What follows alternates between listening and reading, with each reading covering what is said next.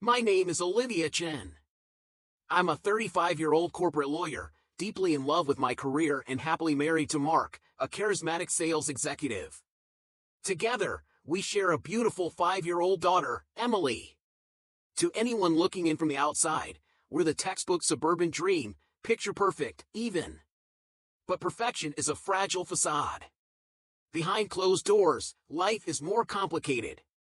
Balancing the demanding hours of my job and the needs of my family has been no easy feat, yet I thought I was managing well. Mark, my college sweetheart and now husband, seemed like the ideal partner, charming, driven, and supportive. At least, that's what I believed for years. Recently, though, Mark's behavior has shifted. It's subtle, almost imperceptible at first, questions about where I've been, who I've been talking to. Harmless inquiries, I told myself. Probably just work stress manifesting in odd ways. But the unease was there, gnawing at me, refusing to be ignored. Then there's my in-laws, Robert and Linda. They've never hidden their disapproval of my full-time career. At Thanksgiving, Linda's criticism came cloaked in the guise of concern. "Olivia, don't you think Emily needs her mother at home more?" she asked, her tone saccharine yet sharp. I felt the sting but answered calmly, "Emily's thriving, Linda. She's top of her class and loves her after-school activities." My voice was steady, but inside, I was seething. Linda wasn't done, though. "Well," she pressed, "I just think children need a strong maternal presence." Before I could respond, Mark stepped in. "Mom, we've talked about this. Olivia's career is important to her." His words were reassuring, but the way he framed it, to her instead of to us, left me uneasy. Even my best friend and work colleague, Jessica, has noticed things. "Liv, are you sure everything's okay at home?" she asked one day, her brows furrowed with concern. I laughed it off, but her question stayed with me. Could she see something I couldn't? My brother Michael, a detective with an uncanny instinct, has never warmed to Mark. At Emily's recent birthday party, I caught Michael confronting him. "I've got my eye on you, buddy." "Olivia might not see it, but I know your type," Michael growled. Mark's retort was quick and cold, "Back off, Michael. What happens in my family is none of your business." I diffused the situation, but the tension lingered, chilling me to the core. Despite the unease, I told myself we were fine, until last Friday. That's when Mark dropped a bombshell. "Olivia, my parents want to take Emily for the weekend while we're at the conference," he said casually over dinner. I froze. "Mark, you know I'm not comfortable leaving Emily with them for that long," I replied. He brushed off my concern. "Come on, Liv, they're her grandparents." Exhausted from a grueling work week, I reluctantly agreed. Little did I know, that decision would shatter the delicate balance of our lives. We returned from the conference earlier than planned, a panel had been canceled, and I was eager to see Emily. But as we pulled into the driveway of my in-laws' house, an eerie silence greeted us. Normally, Linda's television blared loud enough to hear from the yard. Now, nothing. "Hello? Anyone home?" I called, stepping inside. My voice echoed. The quiet felt oppressive, wrong. Room by room, I searched, my heartbeat escalating with every empty space. Then, a faint sound, a whimper, drew me to the bathroom. My hands trembled as I turned the doorknob. The sight before me froze time. Emily sat huddled in the corner, her blue dress stained with blood. She was trembling, her face pale and streaked with tears. "Oh my God, Emily!" I cried, rushing to her. "Baby, what happened?" Her wide, terrified eyes met mine, but she flinched when I tried to touch her. "Emily, sweetie, it's Mommy." "You're safe now," I whispered, struggling to keep my voice calm. "Can you tell me what happened?" Her voice came out in a barely audible whisper. "Grandpa's game," she mumbled before bursting into tears. Footsteps thundered behind me. It was Mark. His reaction? Chillingly casual.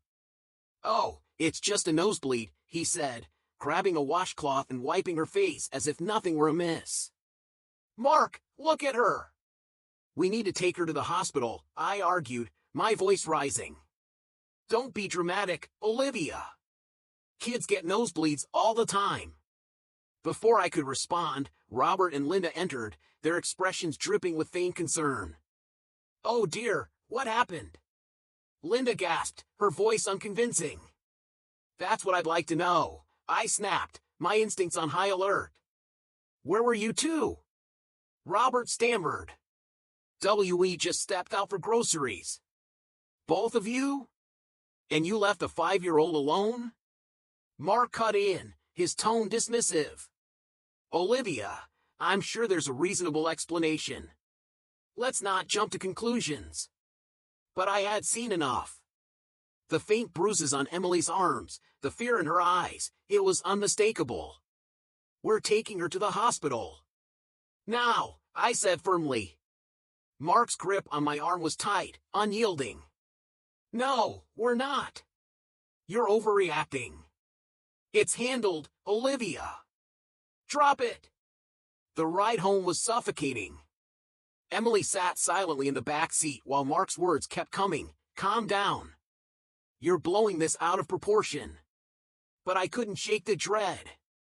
Something was terribly, terribly wrong. That night, while Mark slept, I took a step I never thought I'd have to take. Tiny cameras were discreetly installed around the house, each placement deliberate, each motion a quiet act of desperation. I slipped a GPS tracker into his car, my hands trembling. It felt wrong, invasive, but Emily's safety was worth any line I had to cross. A few days later, sifting through our finances, I stumbled upon something that stopped me cold. A bank account I didn't recognize. "Mark, what's this account?" I asked, my voice steady despite the storm raging inside.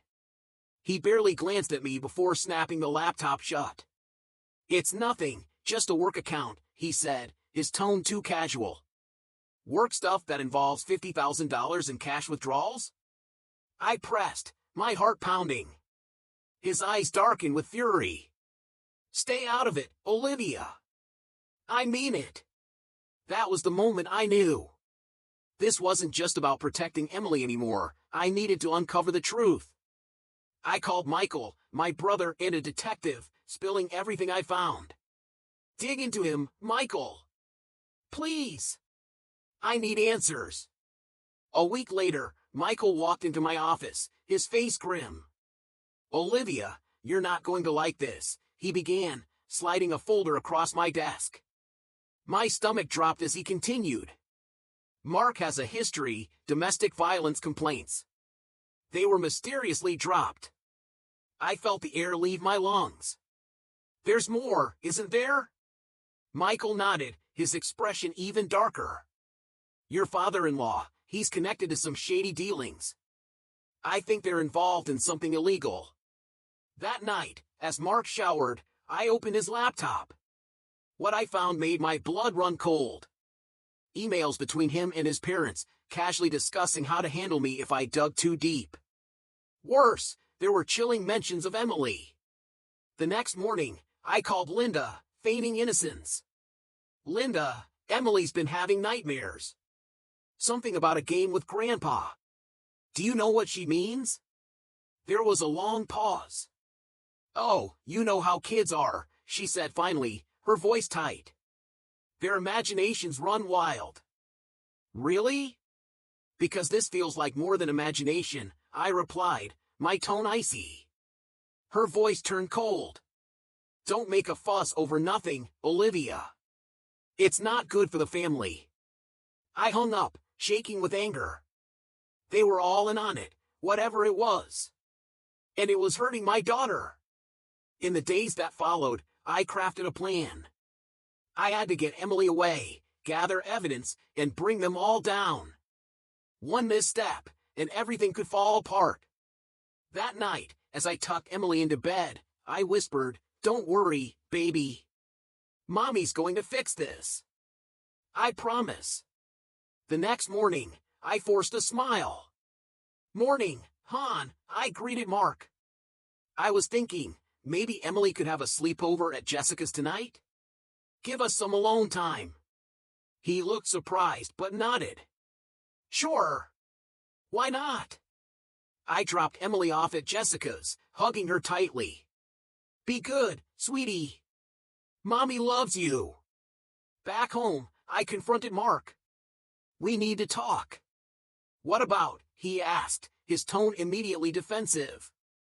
I laid out everything, the secret account, the emails, the bruises on Emily. His face shifted from shock to fury. You've been spying on me, he snarled. I've been protecting our daughter, I shot back. What the hell have you and your parents been doing to her? He lunged at me, grabbing my arm. You don't know what you're messing with. I struggled, my fingers fumbling to press the panic button on my phone. I know enough, Mark. It's over. His eyes widened as the sound of pounding footsteps filled the house. The door burst open. Michael stormed in, flanked by officers. NYPD. Hands where we can see them.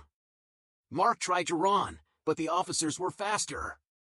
They tackled him to the ground, cuffing him as he spat venom. You'll regret this, Olivia.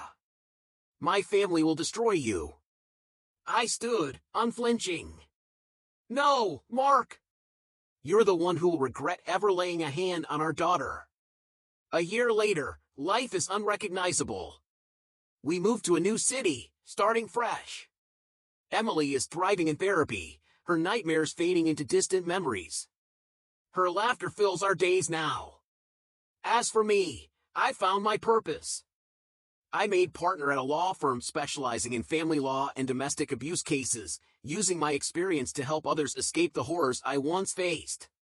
Today, as I prepared for a big case, my phone buzzed, a voicemail from Mark's new lawyer, no doubt fishing for an appeal. I deleted it without hesitation. That chapter is closed. Later, as Emily and I planned a weekend movie night with ice cream sundaes, a realization struck me. We're not just surviving. We're thriving. And the monsters from our past? They're nothing more than a faint, distant nightmare.